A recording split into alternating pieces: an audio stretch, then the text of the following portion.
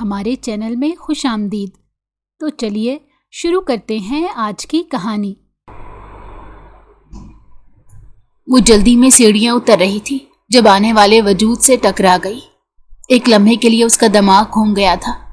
بہت مشکل سے سر اٹھا کر سامنے دیکھا تو اپنی تمام تر وجاہت کے ساتھ وہ سامنے براجمان تھا اور ماتھے پر گھوری ڈالے اسی کی سمت متوجہ تھا۔ وہ جو نہ جانے کتنے سالوں سے اس کا انتظار کر رہی تھی، اس کی سیٹی گم ہو گئی تھی۔ بنا اس کی گھوری کی پرواہ کیے ماہم نے وہاں سے کھسکنے میں ہی عافیت جانی۔ عجیب ہی کوئی پاگل قسم کی لڑکی ہے، لیکن ہے بہت خوبصورت، معصوم اور پاکیزہ سی لگتی ہے۔ معلوم کرنا پڑے گا کہ یہ کون ہے۔ آنکھوں میں عجیب سا احساس لیے درید قریشی اسے تب تک دیکھتا رہا جب تک وہ گھر کے دروازے سے باہر نہ نکل گئی۔ درید قریشی سیڑھیاں چڑھتے ہوئے اپنی ماں کے کمرے کی طرف چلا گیا۔ گھر سے نکل کر ماہم سیدھی لان میں آ گئی تھی۔ اس کا دل بہت زور سے دھڑک رہا تھا۔ آج کتنے سالوں بعد اس نے درید قریشی کو دیکھا تھا۔ ماہم جو ہمیشہ یہ سوچتی رہتی تھی کہ درید قریشی کے آنے پر اس سے یہ بات کرے گی، وہ بات کرے گی، آج جب اسے سامنے دیکھا تھا تو ساری باتیں بھول گئی تھی۔ اب وہ بمشکل اس کے سحر سے خود کو آزاد کر پائی تھی اور لان میں ٹھہری گہرے گہرے سانس بھر رہی تھی۔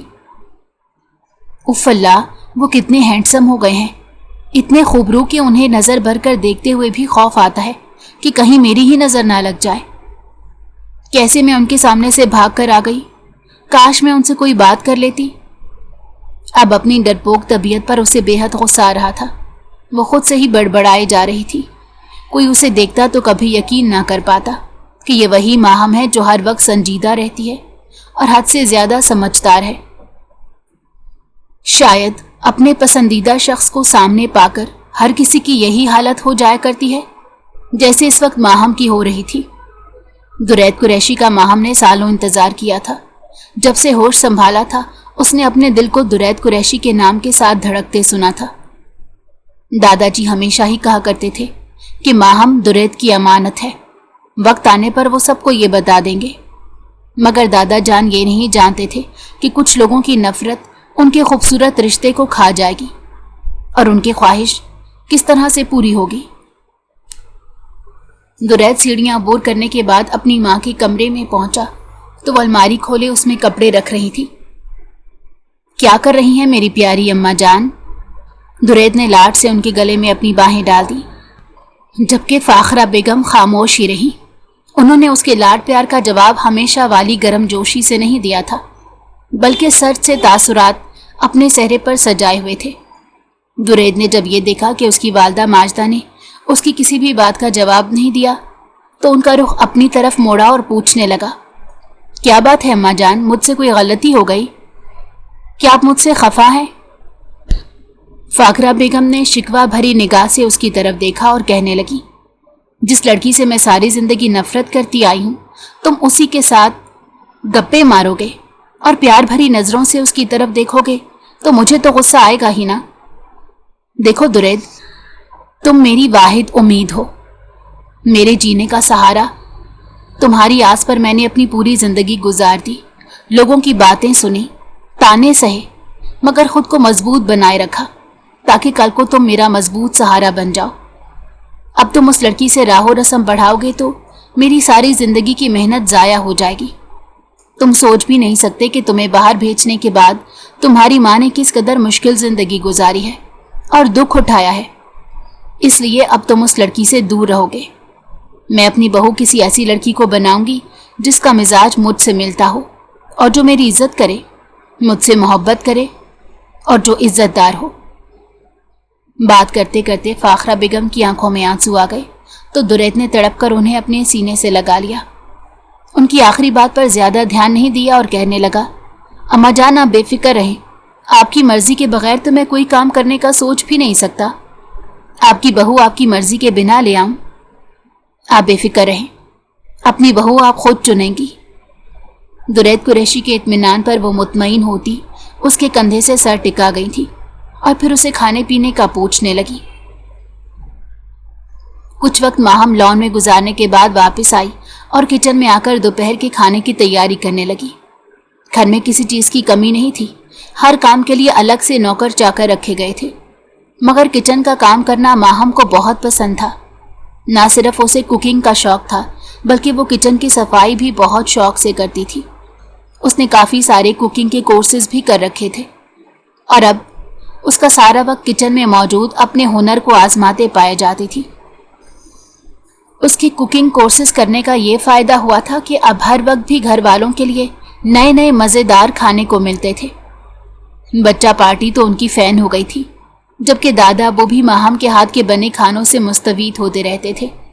वो उनके लिए परहेजी खाना भी इस कदर उम्दा पकाती थी कि वो बिना कोई नखरा दिखाए खुश होकर खाना खा लिया करते। रजब साहब जो रिश्ते में माहम के ताया अबू थे, वो भी बेहद खुश थे कि चलो माहम ने अपने दादा जान की जिम्मेदारी एहसन तरीके से उठा ली थी।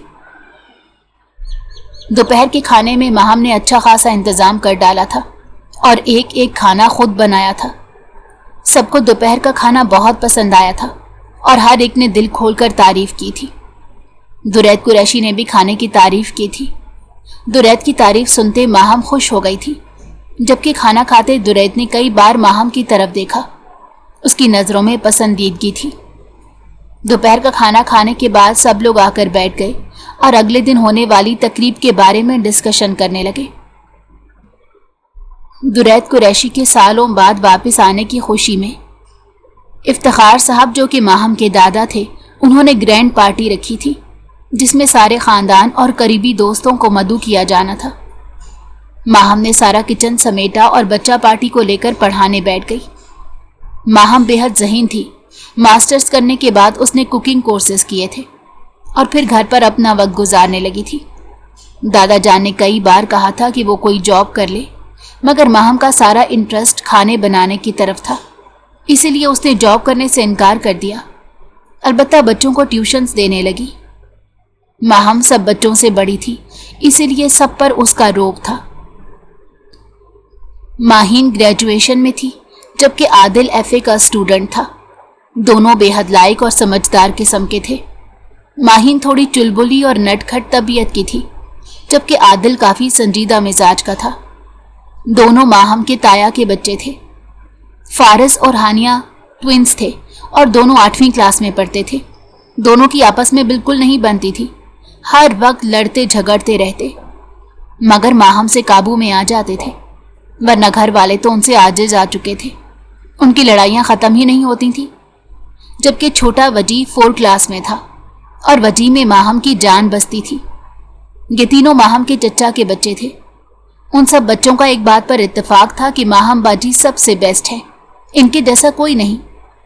जबकि बच्चों के बरक्स बच्चों की माएँ माहम को बिल्कुल पसंद नहीं करती थी। सारा चच्ची तो फिर भी माहम के लिए दिल में कोई बुग़्ज़ नहीं रखती थी, मगर फ़ायका चच्ची के दिल में तो बाकायदा माहम के लिए नफ़रत मौजूद थी। भले ही वो उनकी जितनी भी खिदमतें कर लेती, उनकी जिम्मेदारियां उठा लेती, उनके बच्चों को पढ़ा लेती, मगर उनके दिल से माहम के लिए पुरखाश ख़त्म नहीं होती थी।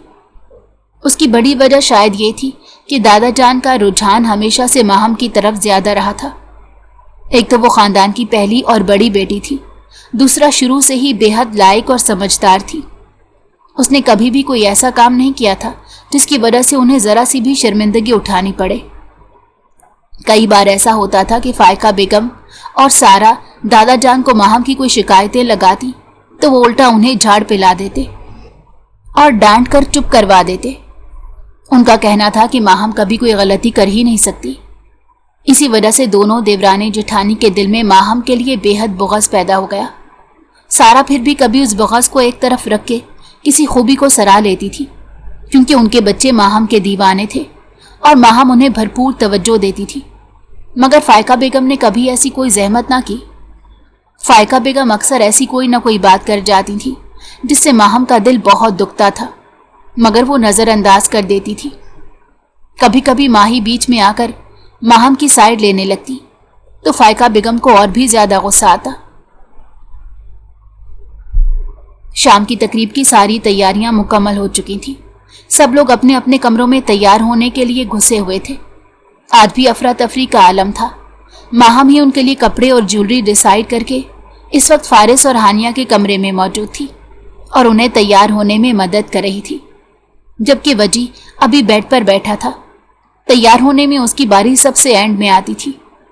ماہم کے ہاتھ سے تیار ہونے کے لیے خوشی خوشی اپنی آخری باری بھی قبول کر لیتا تھا۔ ہانیہ اور فارس کی تیاری کروا کر وہ جلدی سے وجیح کی طرف لپکی اور اسے تیار کرنے لگی۔ تیار کرنے کے بعد بھولا بھالا سا وجیح اتنا خوبصورت لگ رہا تھا کہ ماہم نے چٹا چٹ اس کی گال پر بوسے دے ڈالے۔ وہ شرما گیا اور باہر بھاگ گیا، جبکہ ماہم اپنے کمرے کی طرف تیار ہونے چل دی۔ راستے میں اس نے درید قریشی کو دیکھا تو وہ بھی رف سے حلیے میں اپنے کمرے کی طرف بڑھ رہا تھا۔ اس کے چہرے پر تھکاوٹ کے آثار نمایاں تھے۔ درید قریشی نے سب سے اپنا تعارف لے لیا تھا، لیکن ماہم سے نہیں لیا تھا۔ ابھی وہ بنا کسی تعارف کے جان چکا تھا کہ ماہم اس کے سعد ماموں اور رابعہ مامی کی بیٹی ہے۔ درید کی سمجھ میں اپنی ماں کا ماہم سے نفرت کرنا بھی آ رہا تھا، مگر وہ نہ جانے کیوں ماہم سے نفرت نہیں کر پا رہا تھا۔ پارٹی کے لیے سب سے اینڈ میں ماہم تیار ہو کر نکلی۔ اس نے خوبصورت امبرائڈرڈ قمیض کے ساتھ کھلا سا ٹراؤزر پہن رکھا تھا، گلے میں دوپٹہ ڈالے، بالوں کو کھولے، ہلکے سے میک اپ کے ساتھ وہ بے انتہا حسین لگ رہی تھی۔ ماہی نے کافی ہیوی میک اپ کیا تھا اور شوخ رنگ کا بھاری کامدار لباس پہنا تھا، مگر اس کے باوجود ماہم زیادہ خوبصورت لگ رہی تھی، کیونکہ اس کا قدرتی طور پر رنگ گورا تھا اور چہرے کے نقوش میں معصومیت اور نرمی تھی۔ فائقہ بیگم نے اپنی بیٹی اور ماہم کا موازنہ کرنا شروع کر دیا اور جل بھن کر راکھ ہو گئی۔ ان کی جلن کی ایک وجہ یہ بھی تھی کہ ماہین کا رنگ کچھ سانولا سا تھا، حالانکہ اس کے نقش بھی پرکشش تھے۔ وہ ہمیشہ ماہم اور ماہین کا موازنہ کرتی، اور جب اپنی بیٹی کچھ کمتر دکھائی دیتی تو وہ ماہم سے مزید نفرت کرنے لگتی۔ حالانکہ یہ ان کی اپنی سوچ تھی، ماہین کی اپنی شخصیت تھی، وہ بھی بے انتہا حسین تھی، بس ماہم کے آگے کچھ پھیکی پڑ جایا کرتی تھی۔ ماہم تیار ہو کر کمرے سے باہر آئی تو سبھی لان میں جا چکے تھے۔ کچھ ملازم کچن میں کام کر رہے تھے کہ باقی سارا گھر خالی تھا۔ وہ جلدی جلدی سیڑھیاں اترتے باہر کی جانب لپکی، کیونکہ اگر وہ زیادہ لیٹ ہو جاتی تو پھر دادا جان اس سے خفا ہو جاتے۔ اس سے پہلے کہ لاؤنچ عبور کر کے داخلی دروازے تک پہنچتی، باہر سے آتے وجود سے بری طرح ٹکرائی۔ اس سے پہلے کہ وہ توازن کھو کر زمین بوس ہوتی، سامنے والے نے اسے دونوں بازوؤں سے تھام لیا۔ ماہم نے ڈرتے ڈرتے آنکھیں کھولی تو اسے پکڑنے والا کوئی اور نہیں بلکہ درید قریشی تھا۔ ماہم کے دل کی دھڑکنیں ایک دم سے بڑھ گئی، جبکہ ماہم کو اس روپ میں دیکھ کر درید قریشی ایک لمحے کے لیے مبہوت رہ گیا۔ اس نے ماہم کو اس قدر نرمی سے تھام رکھا تھا جیسے وہ کوئی قیمتی شے ہو۔ نہ جانے کتنا ہی وقت گزر گیا، وہ دونوں ایک دوسرے کی طرف بے خود سے دیکھتے رہے۔ باہر گانے چلنے کی آواز پر ماہم ہوش کی دنیا میں لوٹی اور اس نے درید کو خود سے چھوڑنے کے لیے کہا۔ درید قریشی بھی ماہم کے پکارنے پر ایک دم ہوش میں آیا تھا اور آرام سے ماہم کو اپنے سامنے کھڑا کیا۔ ماہم کے لمبے بال اس کے چہرے کے گرد پھیلے ہوئے تھے اور بہت زیادہ خوبصورت دکھائی دے رہے تھے۔ ایک لمحے کے لیے درید کا دل کیا کہ وہ ہاتھ بڑھا کر ماہم کے چہرے سے بال ہٹائے، مگر خود پر ضبط کے کڑے پہرے بٹھا گیا۔ ابھی اسے ایسا کوئی حق حاصل نہیں تھا۔ ماہم بھی اپنی بے ترتیب دھڑکنوں کو سنبھالنے کی کوشش کر رہی تھی۔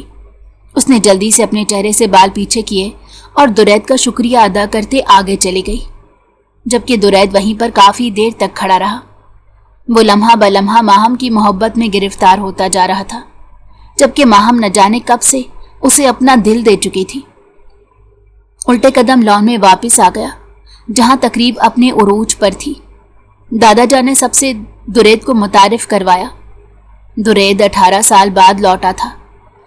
جب وہ یہاں سے گیا تھا تو اس کی عمر صرف 10 سال تھی۔ وہ اپنی پپھو کے پاس کینیڈا میں رہتا تھا، وہیں پر تعلیم حاصل کی تھی اور ایک اچھی جاب کرنے لگا تھا۔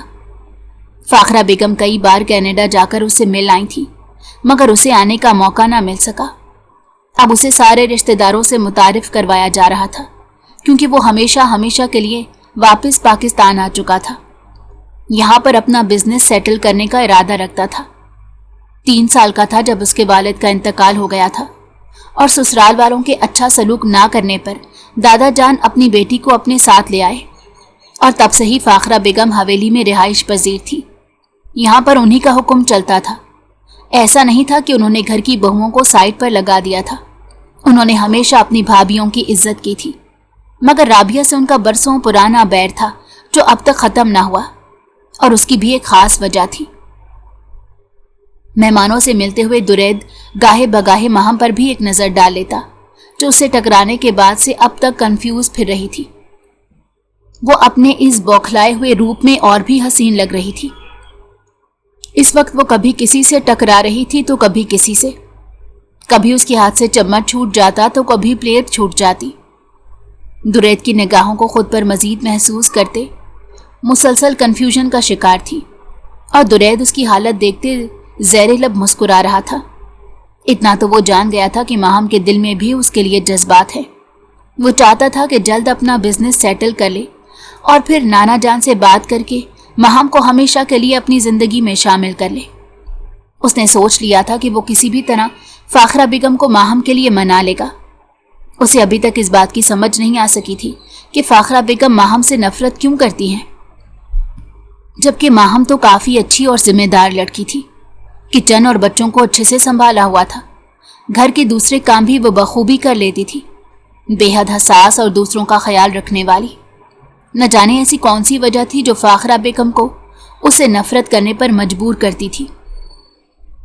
تقریب خوبصورتی سے انجام پا گئی اور سبھی اپنے اپنے گھروں کو لوٹ گئے۔ سب رشتہ داروں سے ملنے کا تجربہ درید قریشی کے لیے کافی اچھا رہا تھا۔ کافی دیر اپنی ماں کے ساتھ بیٹھا باتیں کرتا رہا اور پھر اپنے کمرے میں سونے کے لیے چلا آیا۔ وہ کافی زیادہ تھکن کا شکار ہو گیا تھا، اس لیے کافی کی طلب اسے کچن تک کھینچ لائی۔ یہاں پر ماہم کچن سمیٹنے میں مصروف تھی۔ اس نے کپڑے وغیرہ تبدیل کر لیے تھے اور بالوں کا ڈھیلا سا جوڑا باندھ رکھا تھا، اور اب سنک میں پڑے برتن دھو رہی تھی۔ آہٹ پر اس نے مڑ کر دیکھا تو سامنے درید کو پا کر اس کے حواس کام کرنا چھوڑ گئے۔ شرم سے اس کی پلکیں جھک گئیں۔ اس کے پاس دوپٹہ نہیں تھا، دوپٹہ کچن کے دروازے سے لٹک رہا تھا، اور وہاں پر درید کھڑا تھا۔ اپنا دوپٹہ لینے جاتی تو درید کے اور قریب جانا پڑتا۔ اس کے گال دہک کر سرخ ہونے لگے، جبکہ درید بے ساختگی کے عالم میں اسے تکیے جا رہا تھا۔ ماہم نے گھبرا کر اپنا رخ پھیر لیا، تبھی درید کی نظر ماہم کے دوپٹے پر پڑی۔ اس نے آہستہ سے دروازے سے ماہم کا دوپٹہ اتارا اور دھیمے قدموں سے چلتے ماہم کے بالکل پیچھے آ کر کھڑا ہو گیا۔ ماہم کو اپنا دل کانوں میں دھڑکتا سنائی دے رہا تھا۔ درید نے دھیمے سے آگے ہاتھ بڑھا کر دوپٹہ ماہم کے گلے میں ڈال دیا، اور پھر نہ جانے اس کے دل میں کیا سمائی، اس نے ماہم کے بالوں میں لگے پن کو کھینچا تو ایک جھٹکے سے اس کے بال کھلے اور اس کی ساری پشت پر بکھر گئے۔ خوبصورت بالوں کو چھو کر دیکھنے کی خواہش پر وہ مزید قابو نہ پا سکا۔ ہاتھ بڑھا کر اس کے بالوں کو مٹھی میں بھر لیا۔ شیمپو کی دل فریب مہک نے اسے اپنے حصار میں لیا تو اس نے بالوں کو چہرے کے قریب کر کے گہری سانس اپنے اندر اتاری۔ ماہم نے باقاعدہ کپ کپانا شروع کر دیا تھا، مگر رخ پھر بھی درید کی طرف نہیں موڑا تھا، نہ ہی منہ سے ایک لفظ بھی نکالا تھا۔ اس کے قریب وہ شخص کھڑا تھا جسے اس نے پوری دنیا میں سب سے زیادہ محبت کی تھی۔ جب سے ہوش سنبھالا تھا، اپنے دل کو درید کے نام کے ساتھ دھڑکنا سکھایا تھا۔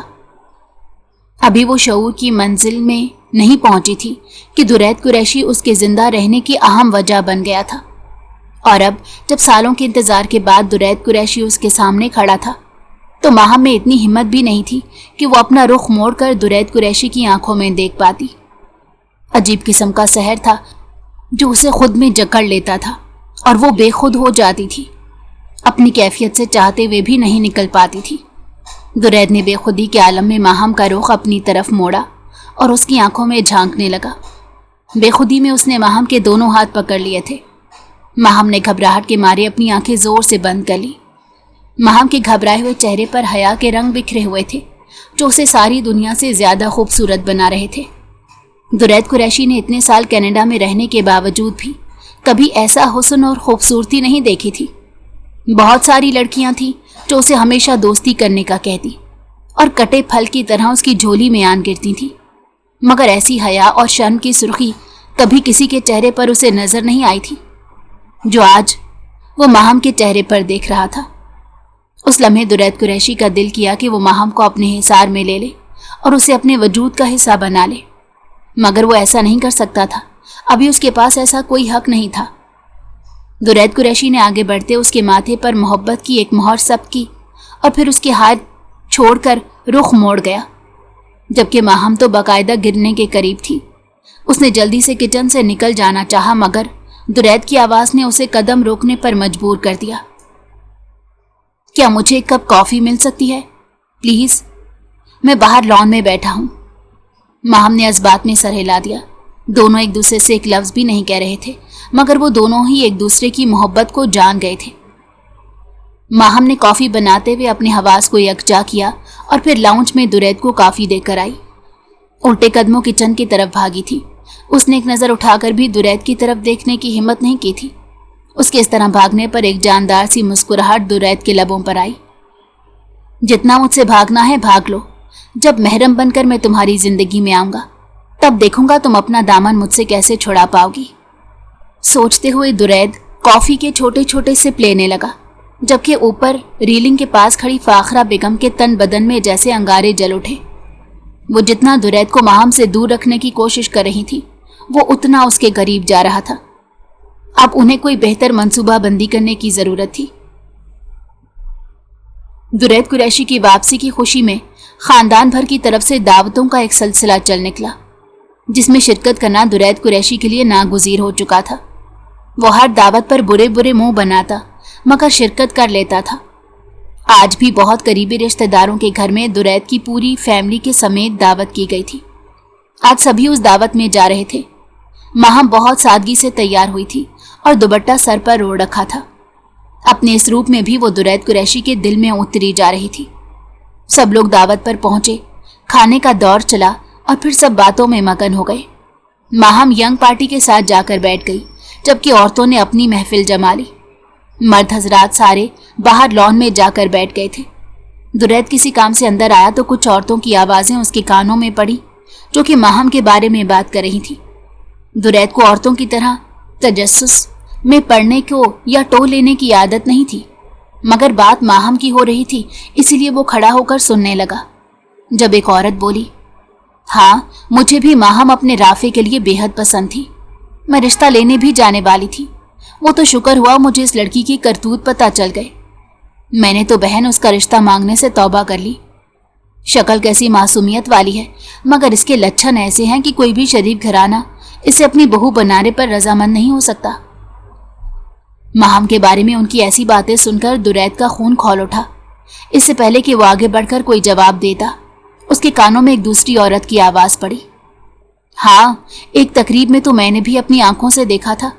उसे जमीला आपा के बेटे राहिल के गले का हार बनी हुई थी। ऐसे हंस हंस कर बातें कर रही थी कि खुदा की पनाह, ऐसी लड़की मैंने अपनी पूरी जिंदगी में नहीं देखी।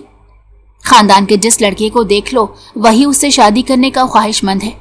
न जाने कितनों को उम्मीद दिला रखी है। बस करो तुम लोग, चुप कर जाओ। किसी की बेटी के बारे में ऐसी बुरी बातें नहीं करते। वो जैसी भी है, उसने खुद खुदा को जाकर अपना हिसाब देना है। तभी उसे अपनी माँ फाखरा बेगम की आवाज़ सुनाई दी थी। फाखरा, क्या तुम नहीं जानती कि तुम्हारी भतीजी ऐसी है? तुम ही उसे कुछ समझा दो। एक औरत ने मुफ्त मशवरा दिया, जिस पर फाखरा बेगम की उसे बुरी आवाज़ सुनाई दी। मैंने तुमसे कहा ना, इस मौजू को छोड़ दो, कोई और बात करो। किसी की बेटी की इस तरह से किरदार कशी नहीं करते। देखना फाखरा, कहीं तुम्हारा दुरैद भी उसके जाल में ना फंस जाए। वो है ही ऐसी कि अपनी मासूमियत के जाल में दूसरों को फंसाकर उसे उल्लू बनाती है कि सामने वाला भी हैरान रह जाता है। उसे खुद भी समझ नहीं आती। तुम्हें याद है पिछले साल माहीन का रिश्ता लेकर आई थी? वो लड़का भी माहीन पर दिल हार बैठा था और मुतालबा करने लगा था कि उसका रिश्ता माहम के साथ किया जाए। वो तो तुम्हारे अब्बा दरमियान में आ गए, वरना शायद माहम की शादी हो चुकी होती। अंदर मौजूद तमाम औरतों की बातें सुनकर दुरैद उल्टे कदमों वापस लौट गया। उसका सर दर्द बुरी तरह होने लगा था। माहम के बारे में खानदान वालों की ऐसी राय क्यों थी? एक औरत झूठ बोल सकती थी, दो बोल सकती थी, अब सारी औरतें तो झूठ नहीं बोल सकती। एक लम्हे के लिए दिल ने चाहा कि वो उन औरतों की बातों पर एतबार कर ले, मगर दूसरे लम्हे उसने अपने जहन में आए तमाम ख्यालों को झटक दिया। माहम का मासूम चेहरा नज़र के सामने लहराया तो उसने अपने ख्यालों पर ही लानत भेज दी। माहम ऐसी हरगिज़ नहीं है और ना ही ऐसी हो सकती है। مجھے ایسی باتیں نہیں سوچنی چاہیے. میں ماہم سے محبت کرتا ہوں اور جلد اس سے شادی کرنے والا ہوں. یہ خاندان والے اپنا حسد نکال رہے ہیں، مگر میری ماں، ماہم ان کی تو بھتیجی ہے، وہ ان کے بارے میں ایسا کیوں سوچے گی؟ اپنے خیالوں میں الجھتے درید گھر کی بیک سائڈ پر آ گیا تھا، مگر وہاں پہنچ کر اسے شدید جھٹکا لگا کیونکہ ماہم وہاں کاشف ماموں کے بیٹے نبیل کے ساتھ کھڑی تھی اور اسے کوئی بات کہہ رہی تھی، جبکہ وہ ہنستے مسکراتے اس کے چہرے کی طرف دیکھ رہا تھا. نبیل کی آنکھوں میں اس وقت الگ ہی چمک تھی اور اس چمک کو درید قریشی بہت اچھے سے پہچانتا تھا. یہ چمک پسندیدگی کی تھی. درید کے جبڑے بھینچ گئے. ایک لمحے کے لیے اس کا دل کیا وہ آگے بڑھے اور ماہم کا بازو پکڑ کر گھسیٹتے ہوئے اپنے سامنے لے آئے اور اسے پوچھے کہ اگر ایسے ہی خاندان کے ہر لڑکے کو اپنی محبت کے جال میں پھنسانے کا شوق ہے تو اسے اپنی معصومیت کے جال میں کیوں پھنسا رہی ہے؟ وہ تو باہر سے آیا ہے، اس کا تو ماہم کے ساتھ کوئی لینا دینا نہیں رہا. وہ تو اسے شادی کرنے کا خواہاں ہے.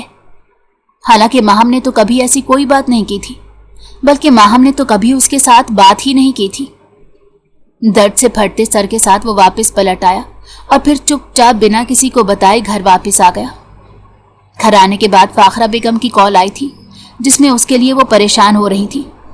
تبھی اس نے بتایا کہ وہ اپنے ایک دوست کے ساتھ باہر آیا تھا اور پھر گھر واپس آ چکا ہے، وہ پریشان نہ ہو. فاخرہ بیگم بے انتہا خوش تھی کیونکہ تیر نشانے پر لگ چکا تھا. وہ درید کو ماہم سے متنفر کرنا چاہتی تھی اور وہ اپنی سازش میں کامیاب ہو چکی تھی. ماہم کے ساتھ ان کی نفرت بہت پرانی تھی. وہ ماہم کی ماں کا بدلہ اس سے لے رہی تھی. فاخرہ بیگم کا رشتہ ان کے رشتہ داروں میں طے تھا. ان کے منگیتر کی بہن سعد کا رشتہ طے تھا، جبکہ سعد کو یونیورسٹی میں رابعہ پسند آ گئی تھی اور پھر انہوں نے سارے خاندان سے ٹکر لے کر رابعہ سے شادی کر لی تھی. کچھ عرصہ تو سعد کے والدین اس سے ناراض رہے، مگر اولاد سے کب تک منہ موڑے رکھتے، اسی لیے انہوں نے ناراضگی کو بھلاتے ہوئے سعد کو اپنا لیا اور رابعہ بیگم کو واپس گھر لے آئے. فاخرہ بیگم اپنے منگیتر کامران سے محبت کرتی تھی، مگر جب سعد نے ان کی بہن سے شادی کرنے سے انکار کیا تو کامران نے بھی رشتہ توڑ دیا. بعد میں فاخرہ بیگم کی اچھی جگہ پر شادی ہو گئی، مگر شادی کے محض 4.5 سال بعد ہی ان کا شوہر فوت ہو گیا. سسرال والوں نے انہیں کافی مشکل وقت دیا، جس کی وجہ سے وہ رابعہ بیگم سے نفرت کرنے لگی، کیونکہ انہیں لگتا تھا کہ انہی کی وجہ سے فاخرہ بیگم کا رشتہ کامران سے ٹوٹا. اگر ان کی شادی کامران سے ہو جاتی تو وہ ایک خوشگوار ازدواجی زندگی گزارتی. اسی بات کو جواز بنا کر انہوں نے رابعہ بیگم سے شدید نفرت کی تھی. اور پھر جب سعد اور رابعہ بیگم کا ایک کار حادثے میں انتقال ہو گیا تو انہوں نے رابعہ بیگم سے کی جانے والی نفرت کو ماہم پر انڈیلنا شروع کر دیا. ماہم کو ایسی کاٹدار نظر سے دیکھتی تھی کہ وہ خائف ہو کر ادھر ادھر بھاگ لیتی. فاخرہ بیگم کے والد نے جب درید قریشی کا رشتہ ماہم سے کرنے کو کہا تو انہوں نے درید قریشی کو ماہم سے دور رکھنے کے لیے باہر کے ملک بھیجوا دیا اور پھر 18 سال تک اسے واپس نہیں آنے دیا. ماہم نے اپنے ماں باپ کو کھویا تو وہ سب کے لیے توجہ کا مرکز بن گئی. سبھی اسے محبت کرتے تھے. انہوں نے فائقہ بیگم کے دل میں ماہم اور ماہین کے موازنے کو لے کر اور نفرت ڈالنا شروع کر دی، اور پھر سارا کو بھی کچھ باتیں ماہم کے بارے میں ایسی کی کہ سارا بھی ماہم سے بدظن ہو گئی. حالانکہ ماہم پورے گھر کی جان تھی. اس کے تایا، چچا، دادا جان سبھی اس سے بے حد محبت کرتے تھے. بچے الگ ماہم کی گرویدہ تھے، لیکن گھر کی یہ تینوں خواتین ماہم کو چین سے نہیں رہنے دیتی تھیں. مگر ماہم نے کبھی بھی ان تینوں کی نفرت کا ذکر کسی سے نہیں کیا. سارا بیگم پھر بھی کبھی خوش اخلاقی سے بول لیا کرتی تھی، مگر فائقہ بیگم اور فاخرہ بیگم نے تو ہمیشہ اپنے لفظوں کے نشتر اسے چبوئے تھے. اور پھر فاخرہ بیگم نے تو حد کر دی تھی. انہوں نے پورے خاندان میں ماہم کی کردار کشی کرنا شروع کر دی. وہ ماہم کو لے کر خاندان بھر میں ایسی ایسی باتیں مشہور کرتی جن کا ماہم سے کوئی تعلق ہی نہیں تھا. ماہم یتیم بچی تھی. ماں باپ کی کمی کو اس نے ہمیشہ محسوس کیا تھا. اسی وجہ سے اس میں کچھ کانفیڈنس کی کمی تھی اور کچھ صبر بھی حد سے زیادہ آ گیا تھا. اس نے اپنے بارے میں ایسی باتیں سن کر بھی کبھی اپنے دادا جان یا چچا سے شکایت نہیں کی اور نہ ہی کبھی کسی کو اپنی صفائی دینے کی کوشش کی. ان کی تمام تلخیوں کو وہ ہنستے مسکراتے سہ جاتی تھی اور شاید یہ اس کی غلطی تھی. خاندان کی سبھی خواتین اسے بد کردار سمجھنے لگی تھیں، سبھی اپنے اپنے بیٹوں کو اس سے دور رکھنے کی کوشش کیا کرتی، مگر جتنا خاندان کی خواتین ماہم سے اپنے بچوں کو دور رکھنے کی کوشش کرتی، وہ بچے اتنا ہی ماہم کے قریب آتے تھے۔ خاندان کے ہر گھر میں کوئی نہ کوئی ایسا لڑکا ضرور موجود تھا جو ماہم سے شادی کرنے کا خواہاں تھا۔ ماہم کے لیے ایک سے بڑھ کر ایک رشتہ آتا تھا، مگر دادا جان سب کو انکار کرتے چلے جاتے۔ انہوں نے ماہم کے لیے کچھ اور سوچ رکھا تھا، اور فاخرہ بیگم بھی یہ بات اچھے طریقے سے جانتی تھی، مگر وہ جانتی تھی کہ درید ان کی مرضی کے بغیر ماہم سے شادی نہیں کرے گا۔ لیکن یہ بات بھی ان کی خام خیالی ثابت ہوئی جب ان کے وارننگ دینے کے باوجود بھی درید نے ماہم کے آس پاس منڈلانا نہ چھوڑا۔ انہوں نے یہ چال چلی تھی اور ماہم کے کردار کو ہی درید کی نظروں میں مشکوک کر دیا تھا۔ اب کی بار انہوں نے ایسا انتظام کیا تھا کہ درید مر کر بھی ماہم سے شادی نہ کرتا، مگر یہ بھی ان کی خام خیالی تھی۔ آگے قسمت ان کے لیے کچھ اور سوچ کر بیٹھی ہوئی تھی۔ دعوت سے واپس آ کر درید کی طبیعت کافی زیادہ خراب ہو گئی تھی۔ وہ اپنے کمرے سے باہر ہی نہیں نکلا تھا۔ ماہم دل کے ہاتھوں مجبور ہو کر کافی بنائے، ساتھ میں ٹیبلٹ لیں اور اس کی کمرے کی طرف چل دی۔ دوا اور کافی دینے کے بہانے وہ بس درید کی عیادت کرنا چاہتی تھی۔ ماہم نے درید کے کمرے کا دروازہ کھولا تو کمرے میں گھپ اندھیرا تھا۔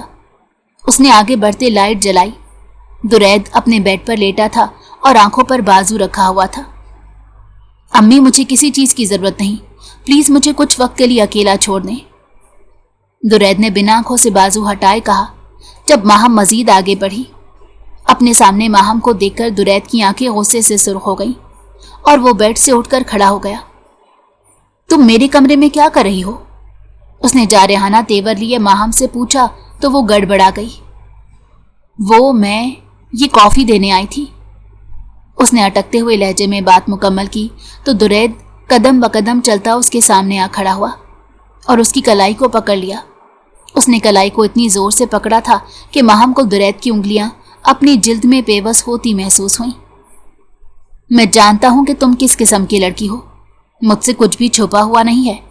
میں تمہاری اصلیت اچھے طریقے سے جانتا ہوں، اس لیے بہتر ہے کہ مجھ سے فاصلے پر رہو اور اپنی شکل میرے سامنے نہ لے کر آیا کرو۔ اپنے یہ اوچھے ہتھ کنڈے کسی اور کو اپنے جال میں پھنسانے کے لیے آزماؤ، کیونکہ یہاں پر تمہاری یہ سازشیں نہیں چلنے والی۔ اب دفع ہو جاؤ میرے کمرے سے، کہتے ہوئے درید نے درستی سے اس کا بازو چھوڑا۔ ماہم کی آنکھوں سے آنسو بہنے لگے اور وہ شدت سے روتے ہوئے کمرے سے نکل گئی۔ اپنے کمرے میں آ کر بھی وہ کتنی دیر آنسو بہاتی رہی۔ اسے یقین ہی نہیں آ رہا تھا کہ درید نے اسے یہ سب باتیں کہی ہیں۔ درد کی شدت سے اس کا سر پھٹنے لگا تھا۔ باقی پورے خاندان نے اس کے بارے میں غلط باتیں کی تھی، لیکن اس نے برداشت کر لی تھی، کبھی کسی کو پلٹ کر جواب نہیں دیا تھا۔ مگر آج درید کی یہ باتیں سن کر اس کا دل ٹوٹ گیا۔ اسے سمجھ نہیں آ رہی تھی کہ وہ اپنے اس درد کو کس طرح چھپائے۔ روتے روتے اپنے بیڈ پر لیٹ گئی اور نہ جانے کب اسے نیند آ گئی۔ اگلی صبح وہ تیز بخار میں پھینک رہی تھی۔ دادا جان اس کے سرہانے پر بیٹھے مختلف قرآنی آیات کا دم کر رہے تھے۔ اس نے جیسے آنکھیں کھولی تو زور زور سے رونا شروع کر دیا۔ کمرے میں موجود سبھی نفوس دم بخود رہ گئے۔ آج تک ماہم کبھی کسی کے سامنے ایسے نہیں روئی تھی۔ وہ بہت زندہ دل اور ہنس مکھ سی لڑکی تھی۔ اگر کوئی اسے طنزیہ یا تلخی سے بھرپور باتیں کہتا تو وہ تب بھی نظر انداز کر دیا کرتی تھی، مگر آج اس کا رونا سبھی کو پریشان کر گیا تھا۔ کیا ہوا؟ میرا بچہ کیوں اس طرح سے رو رہا ہے؟ کیا کسی نے کچھ کہا یا سر میں زیادہ درد ہے؟ مجھے بتاؤ، کہاں تکلیف ہو رہی ہے؟ دادا جان نے اپنا بوڑھا ہاتھ اس کے سر پر پھیرتے ہوئے کہا۔ ان کا ہاتھ لرز رہا تھا اور اس کے ساتھ ساتھ ہی آواز بھی روندی ہوئی تھی، جیسے وہ ماہم کو اس حالت میں دیکھ کر خود بھی اس کا درد محسوس کر رہے ہوں۔ مجھے کہیں درد نہیں ہو رہا دادا جان، ماہم نے کہتے ساتھ ہی نفی میں سر ہلایا اور ان کی گود میں سر رکھ کر پھر سے پھوٹ پھوٹ کر رو دی۔ میں بری لڑکی نہیں ہوں دادا جان، میری کوئی غلطی نہیں، میں نے کبھی کچھ غلط نہیں کیا، میں نے ایسا کوئی کام نہیں کیا جس سے میری عزت خراب ہو، وہ روتے ہوئے کہہ رہی تھی، جبکہ کمرے میں داخل ہوتا درید قریشی اس کی بات سن کر ساکت رہ گیا۔ اسے لگ رہا تھا ماہم دادا جان کو ساری بات بتا دے گی اور پھر دادا جان اس سے ناراض ہو جائیں گے، मगर ऐसा कुछ भी ना हुआ। दादा जान माहम से पूछ पूछ कर थक गए थे कि आखिर उसे किसने ऐसी बातें की हैं जिसका सदमा उसने इतना दिल पर लगा लिया है कि बीमार होकर पड़ गई है और अब इस तरह से रो रही है। मगर माहम ने नफी में सर हिलाते कुछ भी बताने से इनकार कर दिया और उल्टे सीधे दलाइल देते खुद को मुतमईन करने लगी। दुरैद ने माहम का चेहरा देखा जो एक ही रात में कुमला कर रह गया था। वो सदियों की बीमार लग रही थी। दुरैद कुरैशी की तरफ से दी गई तकलीफ बर्दाश्त करना उसके लिए काफी मुश्किल हो रहा था। उसने तो खानदान में अपने लिए की जाने वाली उल्टी सीधी बातें सुनकर कभी भी किसी की मोहब्बत की ख्वाहिश नहीं की थी, ना ही कभी दुरैद कुरैशी को पाने की तमन्ना की थी। उसने खुद ही माहम के दिल में यह एहसास जगाया था कि वो उसे चाहता है, और जब वो भी उसकी ख्वाहिश करने लगी तो उसने कैसे इसके जज्बात को रौंद डाला। माहम की नज़र दुरैद कुरैशी पर पड़ी तो उसने फौरन ही नज़रों का जाविया बदला और कहने लगी, दादा जान, मैं सोना चाहती हूँ, प्लीज़ मुझे कुछ देर के लिए अकेला छोड़ दे। तो सभी ने कमरा खाली कर दिया। दुरैद कुरैशी भी बोझल दिल के साथ अपने कमरे में आ गया। माहम की असलियत जानकर उस पर क्या गुजरी है वही जानता था, मगर माहम को इस तरह बीमार होता और रोता देखकर भी दुरैद को सुकून नहीं आ रहा था। पूरा दिन गुजर गया था। दुरैद कुरैशी की नजरें बार बार माहम के कमरे की तरफ उठ रही थी, मगर ना ही उसने दरवाज़ा खोला था और ना ही बाहर निकली थी। सारा मोमानी जाकर उसे खाना दे आई थी और साथ ही मेडिसिन भी दे दी थी। एक दो बार दादा जान भी जाकर उसकी खैरियत दरियाफ्त कराए थे, मगर उसने कमरे से बाहर निकलने का नाम नहीं लिया और अगले 3 दिन तक मुसलसल यही होता रहा। दुरैद खुद भी अजीब किस्म की बेचैनी में घिरा हुआ महसूस कर रहा था। उसके लिए ख्याल भी तकलीफ दे था कि उसकी ज़ात की वजह से माहम को तकलीफ पहुंची है। रात के तकरीबन 1 बजे का वक्त था जब वो अपने कमरे से बाहर निकला। बेचैनी हद से सिवा हो गई थी। वो लाउंज में आकर बैठा और फिर माहम के कमरे का रुख किया। वो बस एक नज़र उसे देखना चाहता था, इसीलिए चुपके से उसके कमरे में दाखिल हो गया। कमरे का दरवाज़ा खुला हुआ था। उसने अंदर जाकर दरवाज़ा बंद किया और आगे बढ़ते लाइट जलाई। माहम सामने ही बेड पर सो रही थी। उसका चेहरा बिल्कुल जर्द हो रहा था और आंखों के नीचे हल्के पड़ चुके थे। लंबे बाल उलझे हुए थे और उसके चेहरे के गिर्द बिखरे हुए थे। उसने हाथ आगे बढ़ाकर माहम के चेहरे से बाल हटाए तो माहम की आंख खुल गई। उसने चीखना चाहा, तभी दुरैद ने जल्दी से उसके मुंह पर हाथ रख दिया। माहम फटी फटी आंखों से उसकी तरफ देख रही थी। चुप रहना, आवाज मत निकालना, मैं सिर्फ तुम्हें देखने आया था, वापस जा रहा हूं। मेरा इरादा तुम्हें कोई नुकसान पहुंचाने का नहीं था। दुरैद ने माहम की तरफ देखते सफाई देना चाही। उसी वक्त कमरे का दरवाजा धाड़ से खुला और फाखरा बेगम आंखों में चिंगारियां लिए कमरे में दाखिल हुई और घर के बाकी अफराद भी उनके पीछे आए और अब आंखों में हैरत लिए दुरैद और माहम की तरफ देख रहे थे। दुरैद ने जल्दी से माहम के चेहरे से अपना हाथ हटाया और अपनी सफाई में कुछ कहने के लिए आगे बढ़ा ही था कि फाखरा बेगम चील की तरह माहम पर झपट पड़ी और उसका चेहरा थप्पड़ों से सुर्ख कर दिया। साथ ही साथ हिजियान बके जा रही थी। वो बार बार माहम को बदकिरदार कहते दुरैद को फंसाने का इल्जाम लगा रही थी। उनकी बातों से दुरैद भी हक्का बक्का था। माहम ने ऐसी तो कोई कोशिश नहीं की थी, ना ही माहम ने दुरैद को अपने कमरे में बुलाया था।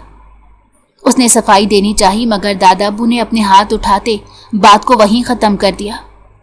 फौरन काजी और गवाहान का बंदोबस्त करो और माहम और दुरैद का निकाह कराओ, अभी इसी वक्त। ये मेरा हुक्म है और उसके सामने कोई भी बोलने की जुर्रत ना करे।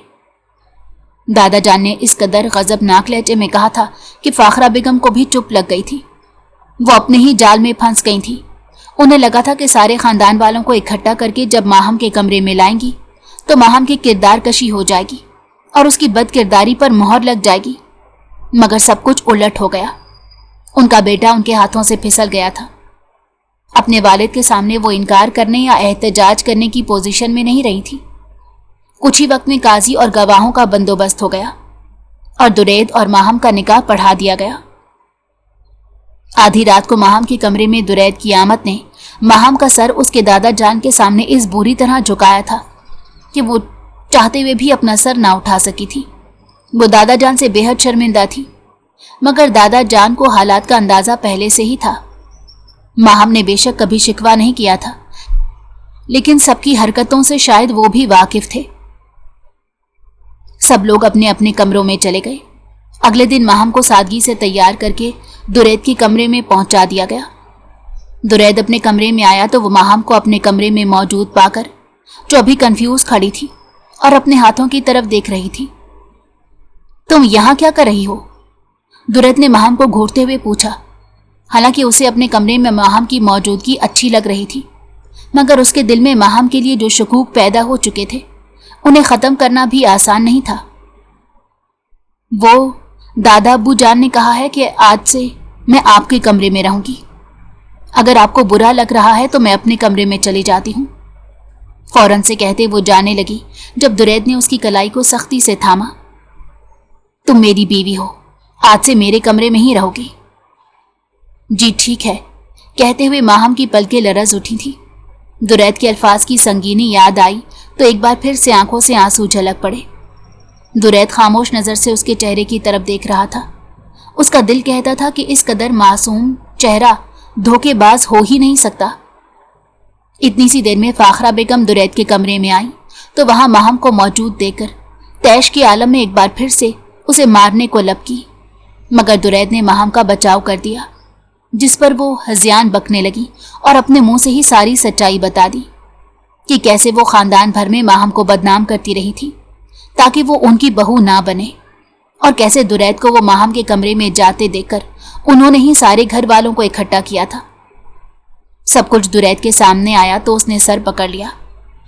फाखरा बेगम तो हिज़ियान बकर कमरे से जा चुकी थी, मगर वो माहम से सख्त शर्मिंदा था। उसे रह रहकर अपने अल्फाज की संगीनी याद आ रही थी। वो वॉशरूम में बंद हो चुकी थी जबकि दुरैद को एहसास जुर्म हो रहा था। माहम वॉशरूम से निकली और बेड पर जाकर लेट गई, जबकि दुरैद उसके पास जाकर बैठ गया और उसका हाथ थाम लिया। मुझे माफ कर दो माहम, सिर्फ मुझे ही नहीं मेरी माँ को भी माफ कर दो। उन्होंने तुम्हारे साथ ज्यादती की और मैं भी उनके साथ शामिल हो गया।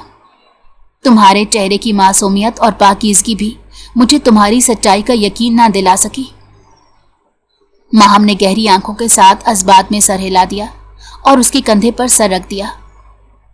बदगुमानियों के बादल छट चुके थे और नया सूरज तुलू हो चुका था, जो अपने साथ खुशियां और मोहब्बतें लेकर आया था।